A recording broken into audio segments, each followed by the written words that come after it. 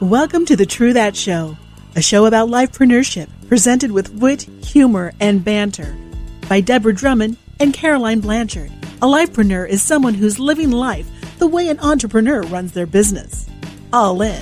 Lifepreneurs are rock stars. Lifepreneurs are people who are brave, who risk, who live full on, who think out of the box, who win this thing called life. Lifepreneurs are around us every day. They are everyday heroes. Join Deborah and Caroline, these two stage-walking women who tell it like it is. You'll learn from the most incredible lifepreneurs who will inspire you to be the best version of you. Now here are your hosts. Hello and welcome back to the True That Show. We so appreciate you coming back on to hear us and our amazing guests. And Caroline, I think it's Christmas for you today, maybe a little bit of Easter, but Sam Mcdonald, who is our guest today, comes from Candyland, one of your favorite lands.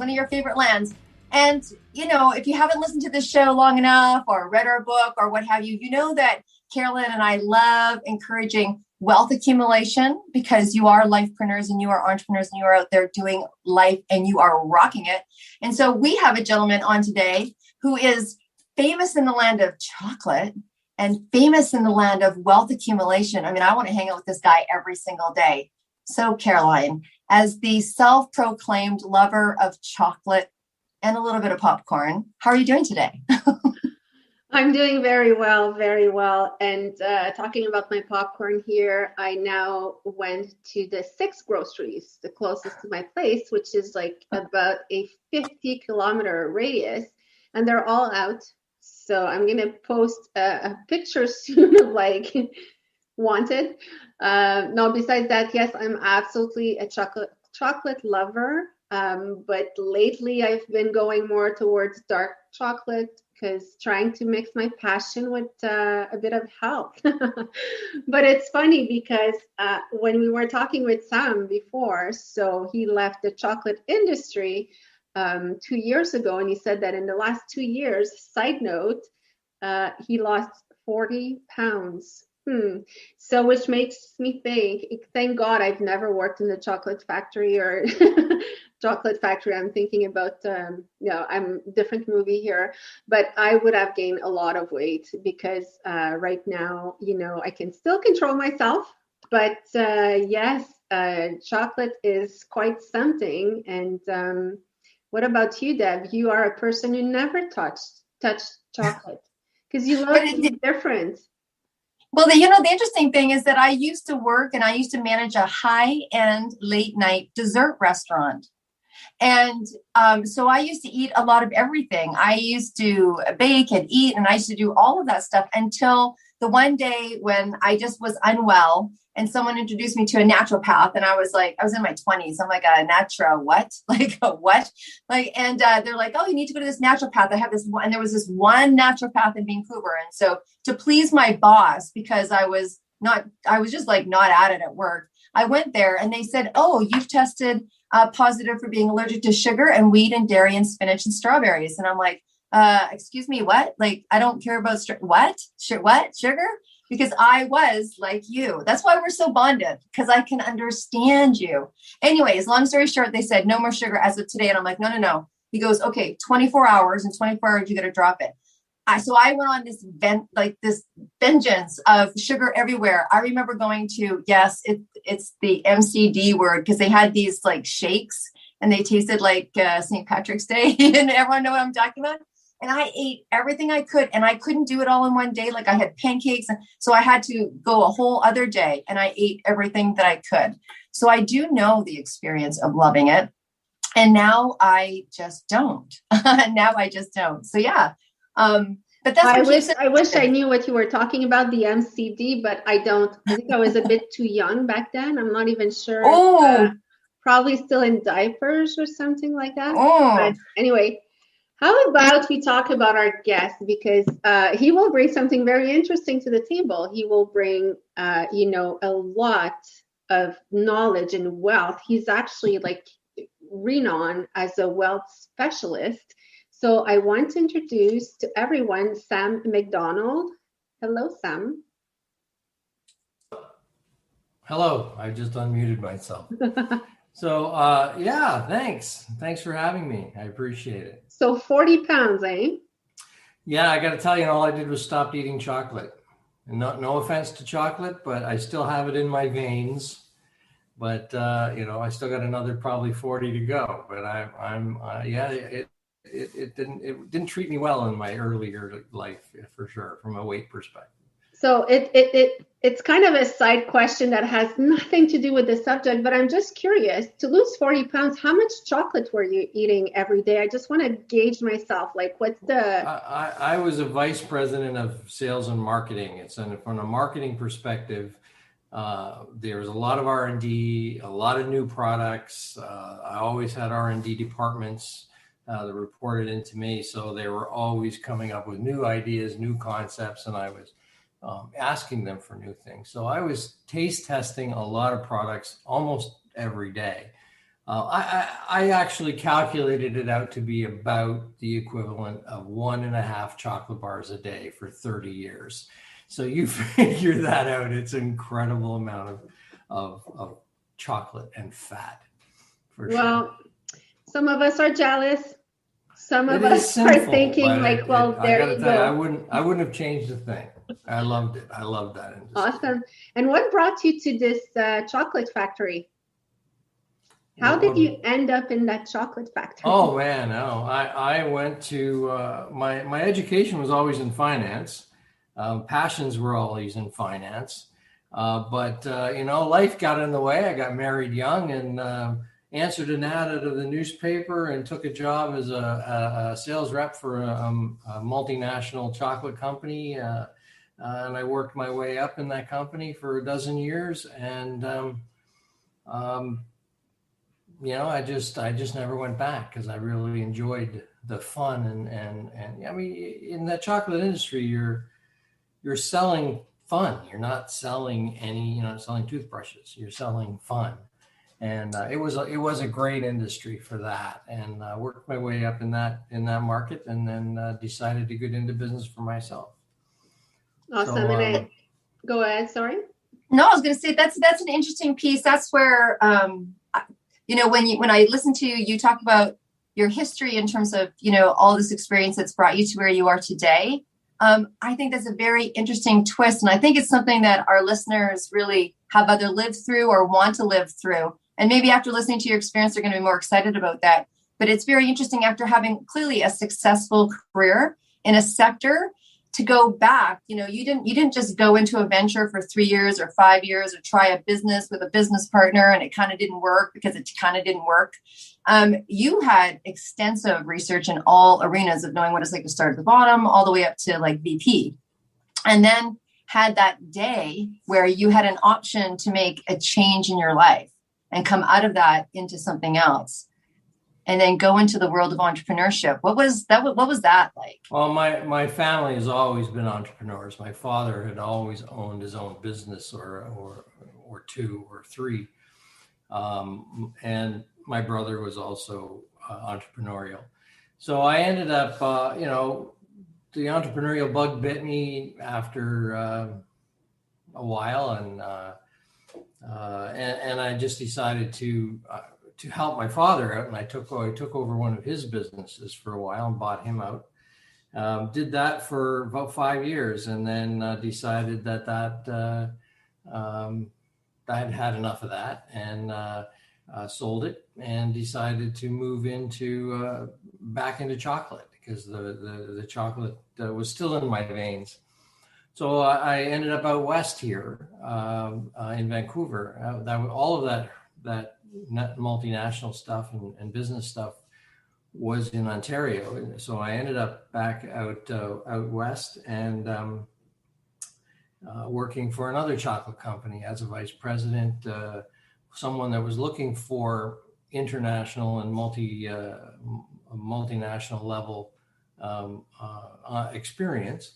A smaller company, but not too small, and they were based out of the U.S. So I worked for them for 6.5 years as a vice president of sales and marketing, and developed some great brands and did some great things, and moved on to that again for another entrepreneurial bite decided to get into business for myself again as a sort of a broker, sales and marketing for other business owners and things that were trying to launch their products, smaller businesses, to try to help them come into Canada, or Canadian companies to go into the US. And I did that. Actually, I'm still doing that kind of as an on the side business to help people out. But for the most part, that was a business that I did for 5 or 6 years. And during that time, I developed a big social media pet presence in the packaged goods industry and the candy business. All of the time keeping my hand in the finance world, the world of EBITDA. Then I took one of my contracts, turned into a full-time role as another vice president of sales. So I was there for not long, 3 years, and then they got bought out. At the end of the day, decided, you know what, I'm in my 50s. It's time to maybe follow that passion. I took the package and decided to go back to school and become a finance person. So I had it in my family, and my son-in-law was in the business, and my son wanted to be a CFA. So they were always bugging me, telling me they thought I should follow that original dream and go back into becoming a financial planner. So I went back to school, and I'm actually still going to school in some areas to better myself. You always have to do that. I really commend you for that. Because I've thought a few times about, going to do my MBA just to say that I've done my MBA. Yeah. And I cannot picture myself it's not easy. It is not easy. And you're not nearly as old as I am, but I'll tell you, when you get to be my age, going back to school is not easy. Well, I think at any age, like once you've tasted the freedom of not having to answer anyone, because for me, like school also means like going back to when we were kids, being told, do this, don't do this. But it's not like that, but it is a challenge. Yeah. Especially when you're the youngest person in the class, you're the youngest person you're the oldest person in the class, sorry. And you're in a class with a whole bunch of 20-somethings. And everybody's trying to start a career in that industry. Like I was originally planning to do, 30 years ago. Let's talk about this 2 seconds though. Like what was the dynamic, having to study with 24 years old when you were mid-50s? You're not really studying with them. It was, you were in class, you were listening, you were, they looked up to me like because I have a wealth of experience, and I was relating some of the things that they were trying to teach us with reality.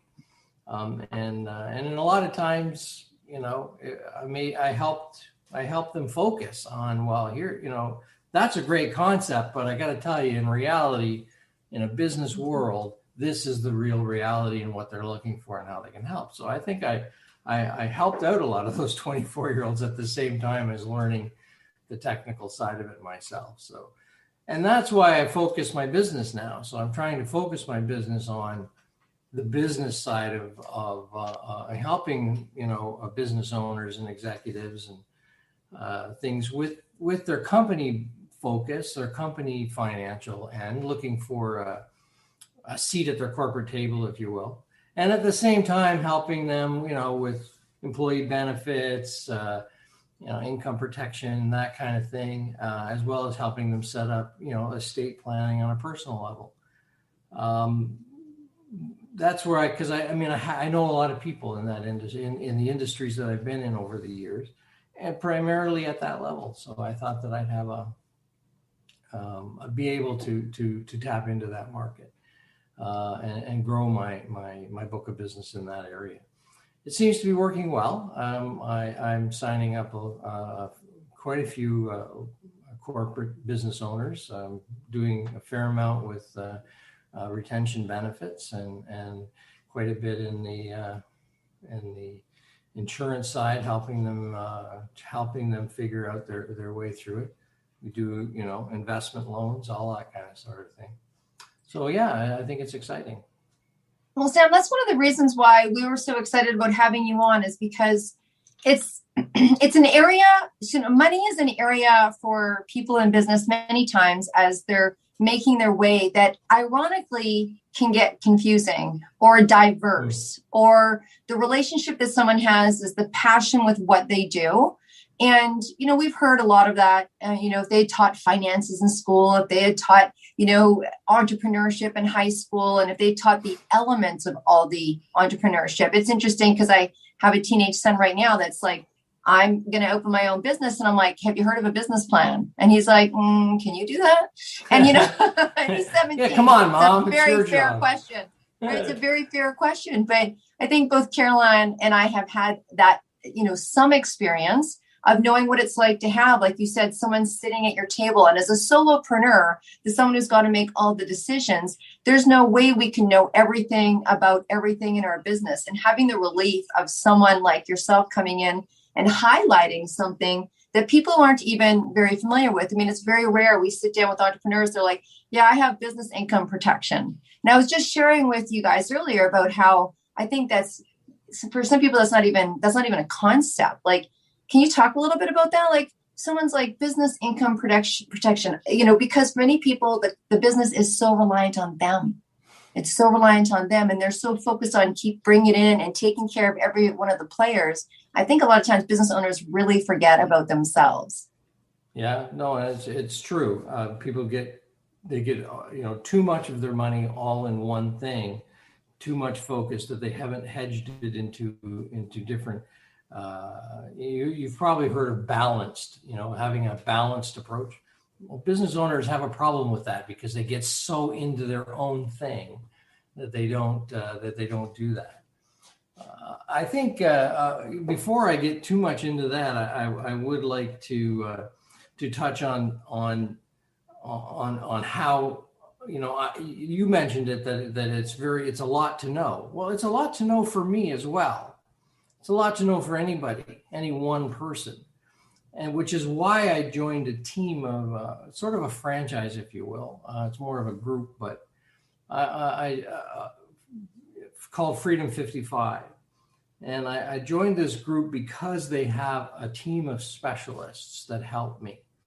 So if I have a client that is particularly looking for how I can save on tax dollars, how can I shelter some tax, how can I I need to do a health and welfare trust for my employees.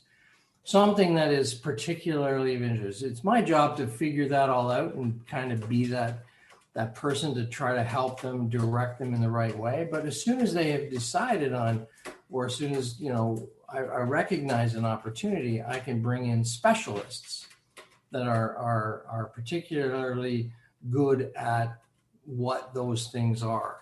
So yeah, it's hard for any one person, even in their own business. Nobody knows their business better than the owner. But it's such a complex world, and every company is different, and every situation is different. So having finding a seat at the table to listen and understand what their situation is, and come up with credible ways to help them is kind of what I do with my team of people. So yeah, I have specialists in taxation, specialists in savings, specialists in insurance, and specialists making sure that they can their income is protected, or and things like that. I have all those specialists, a couple of dozen people that I can draw on to help me get there.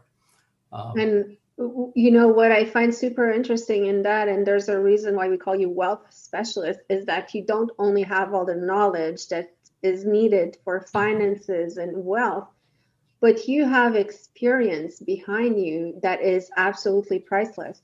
It's something that you cannot gain in school. You can only gain it over the years. And I mean, having been in huge positions like you in corporate, being the vice president, the vice president usually overlooks everything. It's not, sure. They need to know about everything. So I think you're an amazing resource to actually bring in a company and say like, hey, how can we, improve finances, improve this, improve that, because you have all the experience and knowledge that backs your. Yeah, and I think that was what was coming out in the schooling part, and it's coming out now in business. So when I'm in a meeting, even with a specialist, the present, I'm talking to the business owner, and I'm and he has a certain situation, and I relate that to some of the experiences that I've had.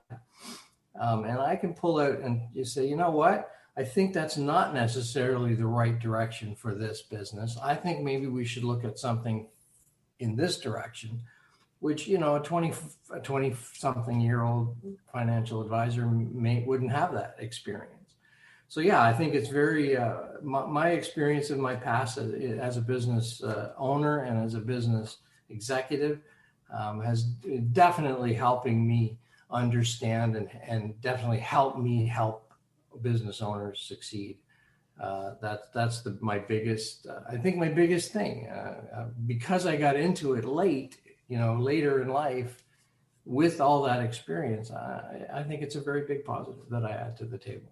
Experience is priceless. And that's the one thing I will always keep. And I've been in different businesses and things like that. And for me, it's like, we need to keep the experienced people around, because really there's, you reduce your chances of mistakes, and you reduce your risk just by having experience behind you. But I will let you go back to the income protection part, because yeah, sure. I'm really, really, as a business owner, I'm really, intrigued by that. Okay. So income protection, there's a couple of ways to do that. Insurance, understanding key. If you have, every company has a key person. It may be yourself.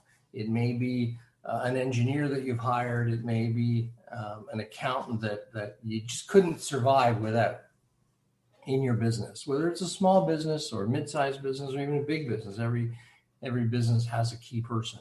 It may be, like you say, it may be yourself, it may be your spouse.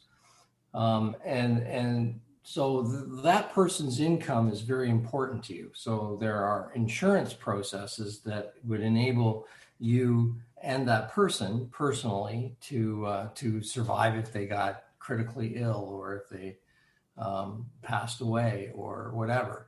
So that could damage your business completely. So your business has the opportunity to buy or to look for solutions within your business in order to be able to ensure that person that if they get sick, the company is covered. The company is covered, not just the person is covered, but the company is covered in order to be able to replace that person without skipping a beat, or train somebody, or even hire a couple of people to do that one key person is doing. And there are ways that, there are better ways that if it's yourself, that if you don't get sick, you could get all your money back. So it's not a big thing. There are riders and processes, but there's also, that's from the insurance side, but there are ways, to do things from on the finance side of it that is very important. Like partnership agreements. If you have a partner in your business, tax laws and estate laws are very complex, and they vary by province. But as an example, if you have a partner and that partner, you each own 50% of the company, or you each own 50% of the business. It may not even be in a corporation, but you have a partnership agreement that, basically everything is 50-50, and If that person dies, then you would have, you would assume those shares, or you would do whatever. But if that person is married or gets married halfway through the thing, their business shares by default go to their wife or to their husband. So there are, and your will can cover so much, but there are things that will help you, because you don't know that you're going to be able to all of a sudden be a partner with this person's spouse. You may not be able to get along with it, and your entire company is in jeopardy. So you need to be prepared for that. And there are ways around that. And if anybody has that situation, I'd be more than happy to help them understand how to get around that. And your lawyer, your legal team will have to draw up a partnership agreement, a buy-sell agreement, they tend to call it, but they can be fully funded through an insurance program. So that if your partner does pass away, you can just, the insurance company will pay the spouse, and you maintain 100% you maintain that other person's shares. You get back all those shares. There are ways to do that just to protect yourself, because you never know what could end up happening. People get sick all the time, and there are ways to do that.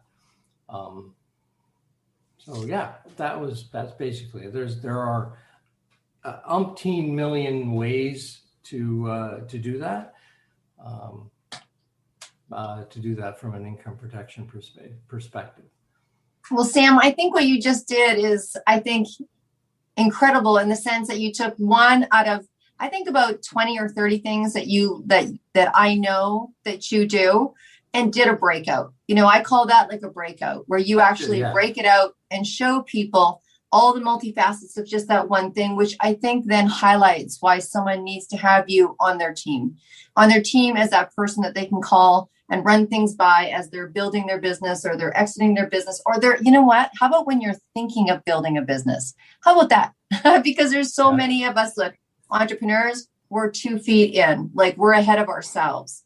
And I think that it's with your experience that you come to the table that gets people to think about those things prior, right?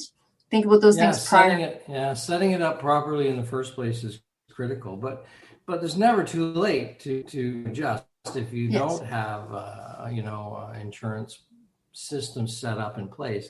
Like I mentioned before, there are return of premium issues that can help you get, so it's not as expensive as people think, and there's tax avoidances. Setting up a holdco for can move money around, can move risk around in order to avoid is the wrong word, but it can be like a deferral or a shelter for tax and enable you to pay corporate tax versus personal tax.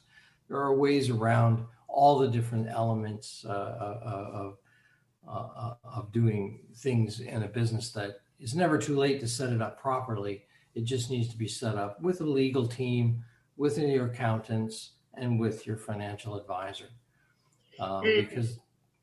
Sorry, I really liked what you just said there. It's never too late, because I know a lot of entrepreneurs, myself included, but that Deb and I were in partnership, but it's there's work to be done. But a lot of people, when we're set in our own ways, we're like, well, it's been working like this for 10 years, so I'll just keep going. But it's funny because the universe is sending me messages these days, because I'm hearing all of this. And I love what you're saying. It's never too late to actually do it right. It's not because you've been in a situation with a partner for 10 years that you shouldn't have it revised and be like, okay, this. And even if you're a solopreneur, same thing, have it revised. And I imagine that you also offer that, Sam, to just consult for someone to say like, hey, how is the state of everything here? And what needs to be fixed? And what's okay and what can be improved, Yeah, it's having a seat at the table. What I mean by that, so you pay a lawyer a lot of money, you pay an accountant a lot of money to do, to set those things up. Currently, I don't charge for those services. The only thing I ask is that if you end up having to get insurance or having to do programs through investment programs, that you look at my process first. That's all I ask. It's because I get I basically get paid from the companies that I work with, and because I'm a broker, I have access to. I'm not tied into any one particular insurance company. I'm not tied into anything in that sense. So I can look at all the different aspects and what's right for your company at the time. So it could be any one of 10 major insurance companies or major investment portfolios. So Sam, that takes us to, I can hear in people's, there's clocks going on, clocks, there's cogs going on. People are, I'm sure, wanting to get in touch with you, because who wouldn't want to get advice like that? And so where is it? We're going to obviously have your information below about where you can be reached. But if you want to share anything in particular, I know that you've got a beautiful website that maybe you want to just share with our listeners right now, where they can go directly until we post your information. That would be helpful. You might have to unmute yourself first. That probably would help there. There you go. My first of all, my last name is spelled with an A. It's MAC. So you can't get through this. It's at sammcdonald.ca. That's my website. They can find all kinds of information on there and contact with me there. But you'll have all my contact information as well. My email address is freedom55financial.com. Anyway, there was one other thing I wanted to touch on that is really important. Is that okay? Mm-hmm. Yeah, absolutely. So the world of employee benefits, employee retention benefits, is an ever-changing one, and it's going through some major changes right now with something called health and welfare trusts. A traditional company may have, and a company's size, it could be 3 people, it could be 500 people, employees, but health and welfare, health retention benefits is important for, to keep your employees, to keep good employees. It's an important piece. And if you don't have some, give me a call. We should be able to find the right solution for you. But if you do, traditional programs have been, health and dental, covering your prescriptions, covering your massages, your practitioners, and your dental, things like that, right? So, programs that range from having, an initial 80-20 thing where the companies, the insurance company's going to pay 80%, you pay 20% as an employee. But from a company's perspective, there are also things called health and welfare trusts now that can turn it into a more of a tax savings for the employer. And it's called a health and welfare trust. And it's basically a personal spending account or a health spending account for your employees. So, it helps you stabilize as an owner, it helps you stabilize your expenses, where basically, I'll just pick a number. Let's say you're going to give your employee $1,000 a year or $2,000 a year to spend on whatever they need for prescriptions, for dental coverage, for practitioners, or for bus passes, if that's what you want, for babysitting fees, whatever is going to help maintain your employees' happiness and keep them from jumping ship for more money. This is something that is key in today's day and age. So this health and welfare trust thing is something that basically replaces some elements of insurance, group insurance, or it can in some cases replace it completely, or it can just supplement the practitioner piece if you're, whatever. There are different elements that it could just replace the dental piece. But the more you use it as a company, as a business owner, it can definitely limit your expenses, enable you to budget for your expenses on an annual basis. And limit things. You can limit things. It enables your clients or your employees to have freedom that they wouldn't normally have. So I think that's important that we should, if anybody has an employee benefits package, they should give me a call and we can talk about different ways to do that. Wow. Well, thank you so much. That's an excellent piece. Caroline, I think we should give each other a freedom package. What do you think? I think me and Caroline should. I think it should be earned up. Sorry? Oh, here we go. It's called throwing the pot. I learned a new thing. It should be earned. I'm not just going to sign up on something like that. But I would like to add that as a small business owner, your spouses and families could be involved and included in those, right? Yes, well, that's why when we meet someone, when each of us meets someone, the other one has to approve. Oh, you have to get there first. Oh, okay. Caroline single, point to note. Okay. How to take a super serious subject and just make it like not serious at all. Yeah, that's the whole thing, right? So this is a great business. I got to tell you, it's a great industry, and it really helps. But it's not chocolate. Yeah. It's not a fun industry. People don't like to talk about finance. They don't like to talk about their money. Nobody wants to admit that they don't know what they're doing. Nobody wants to buy insurance because they don't even want to think about dying, but it's reality. So, and when you're an advisor in this versus an advisor in chocolate, yeah, it's not as much fun, but it is so much more serious.